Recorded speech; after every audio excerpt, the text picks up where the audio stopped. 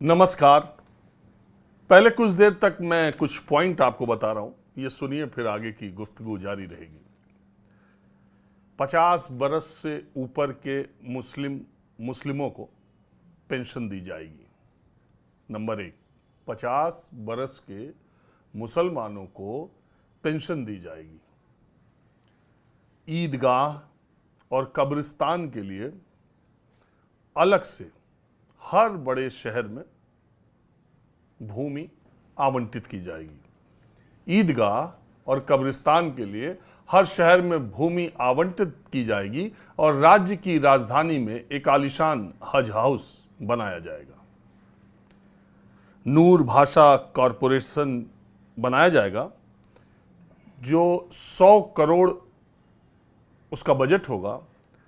5 लाख रुपया बिना ब्याज के 5 लाख रुपया बिना ब्याज के मुसलमानों को लोन दिया जाएगा। 100 करोड़ रुपए का बजट आवंटित किया जाएगा। 10,000 इमामों को, मस्जिद के इमामों की 10,000 रुपए की नौकरी दी जाएगी। उनका वेतन 10,000 रुपए होगा, मौजन का 5,000 रुपए।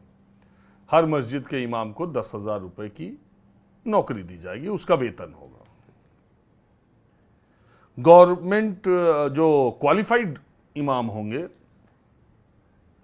जो पढ़े लिखे कह दीजिए या जो विद्वान इमाम होंगे, उनकी नियुक्ति गवर्नमेंट काजीज के तौर पर की जाएगी। 5,000 रुपए हर मस्जिद के रख रखाव के लिए हर महीने दिया जाएगा।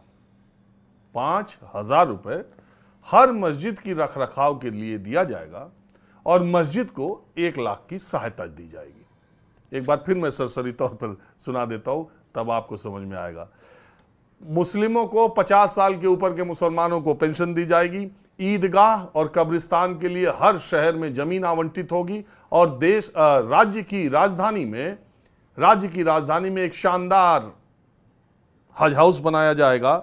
नूर भाषा कॉरपोरेशन बनाया जाएगा 100 करोड़ रुपए से और मुस्लिम फाइनेंस कमीशन के तौर पर कमीशन जो है वो 5 लाख रुपए का इंटरेस्ट फ्री लोन, ब्याज रहित ऋण मुसलमानों को दिया जाएगा। 10,000 रुपए इमाम की और वेतन होगा। 10,000 रुपए इमाम की सैलरी होगी, मौजन का 5,000 रुपए सैलरी होगी। और जो क्वालिफाइड इमाम होंगे उनको गवर्नमेंट काजी के तौर पर सरकार में नियुक्त किया जाएगा, सरकारी नौकरी दी जाएगी और 5,000 रुपए हर मस्जिद की देख रेख के लिए महीने में दिया जाएगा और 1 लाख रुपए मस्जिद को सहायता दी जाएगी। इसके अलावा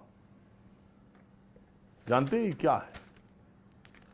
ये टीडीपी चंद्रबाबू नायडू का चुनावी घोषणा पत्र है जो अभी अभी हुए चुनाव में उन्होंने आंध्र प्रदेश की सरकार के साथ, आंध्र प्रदेश की जनता के साथ लिखित वायदा किया है। चूंकि भारतीय जनता पार्टी भी उनके साथ थी, जन कल्याण, पवन कल्याण भी उनके साथ थे, तो ज्वाइंट मैनिफेस्टो में यह बात आई। 5, इसके अलावा 4% मुसलमानों को आरक्षण और हर मुसलमान जो हज यात्रा पर मक्का के लिए जाएगा उसे 1 लाख रुपए की सहायता, सरकारी सहायता दी जाएगी। ये 2 वायदे भी चंद्रबाबू नायडू ने किए। आपको मालूम है कि जब आंध्र प्रदेश और तेलंगाना अलग अलग नहीं था, एक राज्य था, तो वहां पर उर्दू विश्वविद्यालय और हज हाउस, शानदार हैदराबाद का हज हाउस है, आप देख लीजिए, वो भी टीडीपी की सरकार ने ही बनवाया था। चंद्रबाबू नायडू ये कहते हैं कि देश भर के जितने भी मुसलमान हैं उसमें हैदराबाद के मुसलमान सबसे ज्यादा आगे हैं और उसका श्रेय टीडीपी को जाता है। अब चंद्रबाबू नायडू एनडीए सरकार के हिस्सा होंगे, आंध्र प्रदेश में भी, और मोदी जिसके प्रधानमंत्री होंगे, मोदी सरकार तो नहीं, एनडीए सरकार के प्रधानमंत्री जिसमें नरेंद्र मोदी होंगे, उसमें चंद्रबाबू नायडू की बैसाखी पर यह सरकार चलेगी। और चंद्रबाबू नायडू ने आंध्र प्रदेश में 4% मुसलमान रिजर्वेशन का वायदा किया है और 1 लाख रुपए हज पर जाने वालों को दिया, और मैं फहरिस्त आपको बता दी। अब सवाल उठता है कि इन चुनाव में 2024 के लोकसभा चुनाव में प्रधानमंत्री नरेंद्र मोदी, गृह मंत्री अमित शाह, खासकर इन दो नेताओं ने पूरे देश के हर इलाकों में जा जाकर ये कहा कि दलितों, पिछड़ों का आरक्षण कांग्रेस या इंडी गठबंधन, अच्छा ये भी बड़ी मजेदार बात हुई, पूरे चुनाव के दौरान प्रधानमंत्री इंडी गठबंधन बोलते रहे, गृह मंत्री अमित शाह इंडी गठबंधन बोलते रहे। ये तो बात समझ में आती है कि उन्हें इंडी गठबंधन कहे, लेकिन इस देश के तमाम पत्रकार और मीडिया चैनल भी इंडी गठबंधन कहते थे। मैं दावे के साथ कह सकता हूं कि न्यूज़ 24 को छोड़कर सारे चैनलों ने तकरीबन पूरे समय इंडी गठबंधन चलाया। हमने हमेशा एक तरफ एनडीए, दूसरी तरफ इंडिया, व्यक्तिगत तौर पर भी और चैनल में भी, और कभी भी किसी भी कार्यक्रम में हम बोलते रहे इंडिया गठबंधन, इंडिया गठबंधन। उसमें सीधा सा तर्क ये था कि एनडीए में नेशनल डेमोक्रेटिक अलायंस है और इंडिया में भी ए का मतलब अलायंस है, तो अगर आप एनडीए बोलते हैं तो आप इंडिया बोलिए, अगर आप, वैसे तो हम लोग एनडीए गठबंधन, इंडिया गठबंधन भी बोलते हैं, लेकिन एनडीए और इंडिया होना चाहिए। लेकिन अगर आप या तो उधर एनडी बोलिए तब इधर इंडी बोलिए, लेकिन ऐसा नहीं बोला जाता। लेकिन देखिए जनता की ताकत, जनता ने सरकार भी नहीं बनवाई और सारे चैनलों में अब इंडिया लिखा जाने लगा, और वो सारे, आप ध्यान दीजिएगा, और सारे पत्रकार अब इंडी छोड़ इंडिया बोलने लगे। मैं दूसरी बात पे आ गया। तो प्रधानमंत्री मोदी और गृह मंत्री अमित शाह जब इंडी गठबंधन की कहते थे तो ये कहते थे कि इनकी सरकार आएगी तो ये आपका मंगलसूत्र छीन करके जिनके ज्यादा बच्चे हैं यानी मुसलमानों में बांट देंगे, आपका दलितों का, पिछड़ों का आरक्षण लेकर के ये मुसलमानों में बांट देंगे, हम आए तो आरक्षण खत्म कर देंगे या हम होने नहीं देंगे, मुसलमानों को आरक्षण नहीं मिलना चाहिए। और वहीं पर चंद्रबाबू नायडू ने मैनिफेस्टो में आरक्षण वाली बात तो नहीं कही, लेकिन अपनी तमाम रैलियों और संवाददाता सम्मेलन, वो करते हैं संवाददाता सम्मेलन, वो पत्रकारों के सवालों का जवाब लेते हैं, तो उसमें उन्होंने बार बार ये बात कही कि हमारी सरकार बनी तो 4% मुसलमानों को आरक्षण देंगे। अब बताइए, चंद्रबाबू नायडू को भारतीय जनता पार्टी की कोई जरूरत नहीं है। आंध्र प्रदेश में उनको इतनी ज्यादा सीटें मिल चुकी हैं कि बीजेपी की उनकी कोई जरूरत नहीं है। चुनाव पूर्व गठबंधन हुआ है तो इसलिए सरकार में शामिल हो जाए बीजेपी तो हो जाए, और वो यहाँ मोदी सरकार में शामिल हो जाए, प्रधानमंत्री मोदी की एनडीए सरकार में शामिल हो जाए तो हो जाए, अन्यथा उनको आंध्र प्रदेश में बीजेपी की कहीं कोई जरूरत नहीं पड़ी। उनके सांसदों की संख्या भी 16 है। तो अब सवाल ये उठता है कि अगर चंद्रबाबू नायडू की सरकार में बीजेपी शामिल होती है और वो मुस्लिम आरक्षण लागू करने का फैसला करते हैं तो क्या इस आधार पर बीजेपी उनके सरकार से निकल सकती है, और क्या राष्ट्रीय स्तर पर चंद्रबाबू नायडू से समर्थन लेने से इनकार कर सकती है? क्या ऐसा हो सकता है? और चंद्रबाबू नायडू अपने इस वायदे को कितना जल्दी पूरा करेंगे? अगर नहीं निकलती है तो इसका मतलब, मैं जो हमेशा बोलता हूं कि सत्ता का चरित्र एक होता है, चेहरे अलग अलग होते हैं। किसी भी तरीके से आप सत्ता में बने रहें, चुनाव के पहले जो बात कह रहे हैं, चुनाव के बाद वो बात बिल्कुल बदल जाती है, क्योंकि आपको सरकार में बने रहना है। और जिस बात को लेकर के आपने इंडिया गठबंधन को कटघरे में खड़ा किया कि ये मुसलमानों का आरक्षण देंगे, वो आपके एनडीए गठबंधन के ही सबसे बड़ा धड़ा अगर एनडीए का है तो चंद्रबाबू नायडू का है। वही अगर आरक्षण देने का फैसला करते हैं तो फिर इस पर बीजेपी का रुख क्या होगा? उनसे समर्थन लेगी कि नहीं लेगी, और उन्हें एनडीए से बाहर का रास्ता दिखाएगी कि नहीं दिखाएगी, सरकार में शामिल होगी कि नहीं होगी? ये बड़ी देखने वाली दिलचस्प बात होगी, और इसको आप भी ख्याल कीजिएगा, हम भी ख्याल करेंगे। जब फैसला आएगा आपको पता चलेगा। लेकिन इस बीच चंद्रबाबू नायडू ने लगातार रिजल्ट आने के बाद एनडीए की बैठकों में तो वो शामिल हो रहे हैं, मगर उनकी तरफ से कोई सरकारी अधिकृत बयान नहीं आया है कि एनडीए सरकार में वो अपनी भूमिका क्या चाहते हैं। और जो कुछ भी नीतीश कुमार को अपनी पार्टी में सुर्रा जब फेंकना होता है तो केसी त्यागी के मुंह से वो बातें कहलवाते हैं, लल्लन सिंह के मुंह से वो बातें कहलवाते हैं। केसी त्यागी ने कल ही अग्निवीर की समीक्षा की बात छेड़ दी है। अभी आगे आगे देखिए होता क्या है। लेकिन मूल सवाल इस देश के मुसलमानों से जुड़ी बातों पर मैं करना चाहता हूं। बात यह है कि अब आप सोच रहे होंगे, बहुत सारे लोगों को ये मालूम ही नहीं होगा कि आंध्र प्रदेश में मुस्लिम आबादी कितनी है, मुसलमानों का कितनी सीटों पर प्रभाव है, मुसलमानों की वहाँ पर स्थिति क्या है। तो मैं आपको बता दूं कि आंध्र प्रदेश में कुल 7.5% मुस्लिम वोटर हैं, जो कि बाकी राज्यों से बहुत कम माने जा सकते हैं। लेकिन जिसे आंध्र प्रदेश को दो तरीके से आप देख सकते हैं। समंदर के किनारे के इलाकों को कोस्टल आंध्रा कहते हैं, और अंदर का जो लैंडलॉक्ड जगह है वो रायलसीमा कहते हैं। रायलसीमा में 12.5% के आसपास मुसलमान हैं, कोस्टल आंध्रा में 4.5% के आसपास मुसलमान हैं। कुल 15-16 सीटें ऐसी हैं जो मुसलमान वोट प्रभावित करते हैं, और जितनी सीटें असेंबली में हैं उसमें 15 सीटें इतनी इंपॉर्टेंट नहीं भी हैं। 3 कैंडिडेट, सिर्फ चंद्रबाबू नायडू ने 3 मुस्लिम कैंडिडेट इस बार एमएलए उतारे थे, और इसके बावजूद उन्होंने ये वायदे किए थे। ये वायदे क्या मुसलमान वोटों के लिए किए थे, या मुसलमानों की खराब स्थिति आंध्र प्रदेश में है और इसलिए उनके जीवन स्तर को ऊपर उठाने के लिए एक नेता को जो कहना चाहिए, एक नेता को जो भरोसा देना चाहिए, ये उसके लिए उन्होंने कहा। तीसरी बात, अगर 90% सीटें, 90% मतलब 10% से थोड़ा कम ही 15 सीटें आती हैं, तो वहाँ पर अगर इतनी कम सीटों पर मुसलमानों का प्रभाव है, तो क्या मुसलमानों के वोट से चंद्रबाबू नायडू इतनी सीटें पाने में कामयाब हुए? तो बात यह है कि आंध्र प्रदेश की विधानसभा की 175 सीटों में से 135 सीटें जीतने में कामयाब तेलुगु देशम के नेता चंद्रबाबू नायडू हुए। मैंने आपको बताया कि 15 सीटों पे मुसलमान वोटों का फर्क डालते हैं, 15-18 सीटों पे 7.5% उनकी कुल पॉपुलेशन है।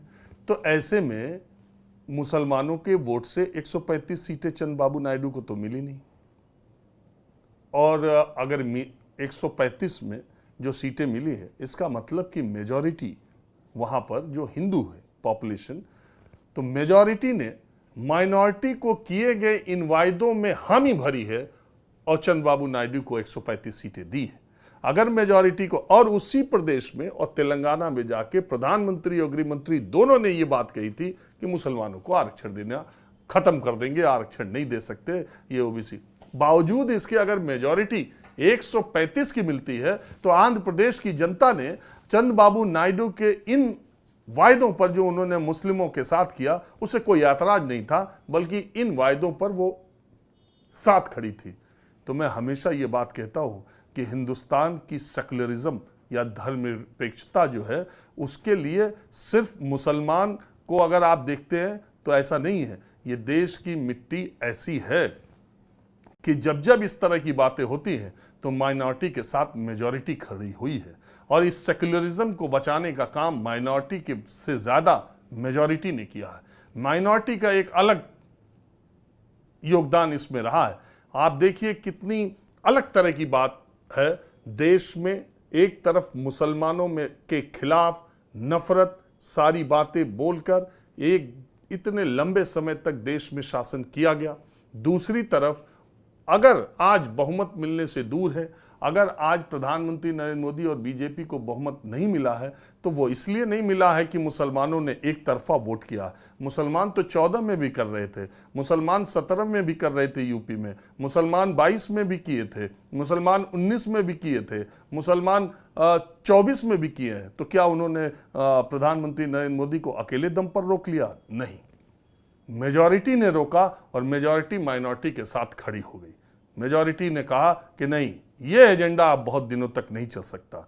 ये सीए, एनआरसी, ये यूसीसी के नाम पर और ये तमाम जो मुद्दे हैं उस पे मुसलमानों को अलग थलग करके, मुसलमानों को घर, शौचालय, 5 किलो राशन दे करके, बाकी चीज़ों में उनके साथ सौतेला बातचीत में या सार्वजनिक विमर्श में उनके साथ इस तरह का व्यवहार किया जाए, ये इस देश की फिजाओं में ये बात नहीं है। और इसीलिए आप देखिए, मैं बार बार ये कह रहा हूँ कि आंध्र प्रदेश के नतीजे ये नहीं बता रहे कि मुसलमान वोटों की वजह से टीडीपी वहाँ पर इतनी संख्या, मुसलमानों को ये भरोसा देने के बावजूद कि हज हाउस और वहाँ हज यात्रा के लिए 1 लाख रुपया देंगे, कब्रिस्तान बनाएंगे, हज हाउस बनाएंगे, इमामों को नौकरी देंगे, 10,000 रुपया सैलरी देंगे, बावजूद मेजॉरिटी ने चंद्रबाबु नायडू का साथ दिया और कहा कि आप सरकार बनाइए, अपने वायदों को पूरा कीजिए और मुसलमानों के साथ भी जो आपने वायदा किया वो उनका भी पूरा कीजिए। समाज में, देश में बहुत सारी जगहें ऐसी हैं जिसमें मुसलमानों की स्थिति दलितों के बराबर है या उनसे भी खराब है। उनको समाज में, देखिए एक बात मैं बताऊं, 1950 में, ये थोड़ा सा आपको बताता हूं कि 1950 में ये तय हुआ कि मुसलमान और ईसाइयों में कोई जातिवाद नहीं है, इसलिए इन्हें एससी एसटी की कैटेगरी में नहीं रखा जाएगा, इसलिए इनको रिजर्वेशन नहीं दिया गया। और ये बात इसलिए कही गई, बौद्धों को दिया गया, सिखों को दिया गया, हिंदुओं को एससी एसटी को दिया गया, बौद्धों के एससी एसटी को दिया गया, सिखों के एससी एसटी को दिया गया, लेकिन मुसलमान और ईसाइयों में एससी एसटी नहीं रखा गया, उनको नहीं दिया गया। ये उस समय की बात थी। बाद में तमाम कमीशंस बने, तमाम आयोग हुए, तमाम अध्ययन हुए और उसमें यह पाया गया कि मुसलमानों का एक वर्ग ऐसा है जिसकी स्थिति दलितों से भी खराब है। और उसके बाद जो रिजर्वेशन की बात चली, यही बात सुप्रीम कोर्ट में मुकदमा आया है। अभी 1.5 साल पहले मोदी सरकार ने कहा है कि हम, मोदी सरकार उस वक्त की, उसने कहा कि हम कमीशन सेटअप करते हैं, स्टडी कराते हैं, उसके बाद देखते हैं कि मुसलमानों को अलग से रिजर्वेशन दिया जा सकता है कि नहीं। कर्नाटका में रिजर्वेशन देवगौड़ा ने दिया था, बीजेपी सरकार ने उसको लागू रखा था। इस इलेक्शन से पहले कर्नाटक के उन्होंने उसको स्क्रैप कर दिया था। तो बात यह है कि देश में मुसलमानों की स्थिति जहां खराब है वहां की सरकारें उनको ऊपर, और रिजर्वेशन एक ऐसा तरीका है जिससे आप समाज मतलब उस वर्ग को एक आश्रय से उसको आगे बढ़ाते हैं। बहुत लोग आरक्षण का विरोध करते हैं, लेकिन जो विरोध करते हैं वो उस समाज में, उस जाति में या उन परिस्थितियों में पैदा नहीं हुए, उनके सामने वो संकट नहीं रहा है। विरोध करने वाले ऐसे लोग रहे। निश्चित तौर पर रिजर्वेशन के आने से कुछ मेधावी लोगों पर इसका प्रभाव पड़ता है, लेकिन उसके बावजूद भी ये एक जरूरी रास्ता समझा गया कि रिजर्वेशन के जरिए एक समाज जो पिछड़ा, कुचला, शोषित, दमित है, उसको ऊपर उठाया जा, और इससे ऊपर उठे भी है। तो कुल मिलाकर देश के मुसलमानों की ये गलतफहमी कि वो चाहे जिसकी सरकार बना दें, वो चाहे जिसकी सरकार बनने से रोक दें, ये सारी गलतफहमियां दूर हुई हैं। और देश के मुसलमानों के भीतर ये जो फैसला आया है, चाहे आंध्र प्रदेश का हो चाहे देश का हो, इस फैसले से मुसलमानों को ये एहसास हुआ है कि अगर मेजॉरिटी उनके साथ खड़ी ना होगी तो अकेले दम पर कुछ नहीं कर पाएंगे। मेजॉरिटी को भी ये एहसास हुआ है कि सिर्फ माइनॉरिटी के खिलाफ, सिर्फ उनके खिलाफ एजेंडा बनाकर हर परेशानी का जिम्मेदार इस देश का मुसलमान नहीं है। और इसी वजह से दुनिया के सारे मुसलमान हिंदुस्तान में रहते हैं, और दुनिया के सारे नहीं, दुनिया में सबसे ज़्यादा मुसलमान हिंदुस्तान में रहते हैं। और दुनिया की तमाम जगहों से हिंदुस्तान के मुसलमान अच्छी स्थिति में हैं, अच्छे जीवन में हैं। और एक बार फिर से हिंदुस्तान में जो लोकतंत्र की बात हो रही थी, जो बीच में बात हो रही थी कि पूर्ण बहुमत की सरकारें मनमानापन करती हैं, उन पर कहीं से कोई अंकुश नहीं लगता है। देश ने ऐसा मैंडेट दिया है कि अब सहयोग, समन्वय, सहमति की सरकार चलेगी। देश ने यह तो तय किया कि प्रधानमंत्री नरेंद्र मोदी बने, लेकिन यह भी तय किया कि वो बैसाखियों पर चलें, और बैसाखियों पर यह जिम्मेदारी है कि इस सरकार की चाल भी ठीक चलती रहे। और अगर लगे कि सरकार सही नहीं चल रही है तो फिर बैसाखी जैसे गिरती है वैसे गिर भी जाया करे। और ये देखिए जनता का जनादेश या कैसी व्यवस्था बनी है जिसमें कि 2 नेता ऐसे जो पहले भी एनडीए में रह चुके हैं, उन्हीं को इतना सीट दी गई कि फिर वो एनडीए में उनकी वजह से सरकार बने। और इन दोनों नेताओं के सेकुलरिज्म पर, उनकी धर्मनिरपेक्षता पर कभी कोई आंच नहीं आई है। नीतीश कुमार ने हमेशा बीजेपी के साथ हाथ पकड़े रहा, लेकिन बिहार का मुसलमान कभी भी नीतीश कुमार को उस तरीके से नहीं देखा। और नीतीश कुमार ने कभी भी बिहार में ऐसा काम नहीं किया, ऐसे बीजेपी के साथ रहते हुए भी ऐसा कोई भी निर्णय नहीं लिया जिससे बिहार की माइनॉरिटी के भीतर कहीं कोई बात जाए। चंद्रबाबू नायडू ने अटल जी की सरकार में कन्वेनर रहते हुए, एनडीए सरकार में रहते हुए, अटल जी सरकार को समर्थन देते हुए बीजेपी के हार्डकोर हिंदुत्व के एजेंडे को नहीं चलने दिया और एक सहयोग, सहमति और समन्वय की सरकार चलने दी। और इस नीति पर वो आज भी कायम है। देश ने ऐसा मौका फिर दिया है कि नीतीश कुमार और नायडू देश के सेक्युलरिज्म को, देश के सोशल फैब्रिक को बचाने की और इसको संभाल के रखने की जिम्मेदारी उन्हें दी है। प्रधानमंत्री को तो देश ने चुना ही है, देश की सबसे बड़ी पार्टी बीजेपी है। 10 साल शासन में रहने के बाद भी अगर प्रधानमंत्री को 240 सीटें मिली है तो फिलहाल सरकार बनाने का अधिकार उन्हीं का है, उन्हें मिल भी रहा है, वो शपथ ग्रहण करेंगे भी। लेकिन बात वही है कि देश मोदी सरकार अब देश नहीं चलाएगी, एनडीए सरकार चलाएगी, जिसमें सब वर्ग, सब धर्म, सब जाति, सब क्षेत्र की बात होगी। जो पिछड़ा है उसे आगे ले जाया जाएगा, अमीर और गरीब की खाई कम होगी। जो फैसले पहले गलत हुए हैं उसकी समीक्षा और सुधार किया जाना चाहिए। यह अपेक्षा आने वाली सरकार से हम सब करते हैं।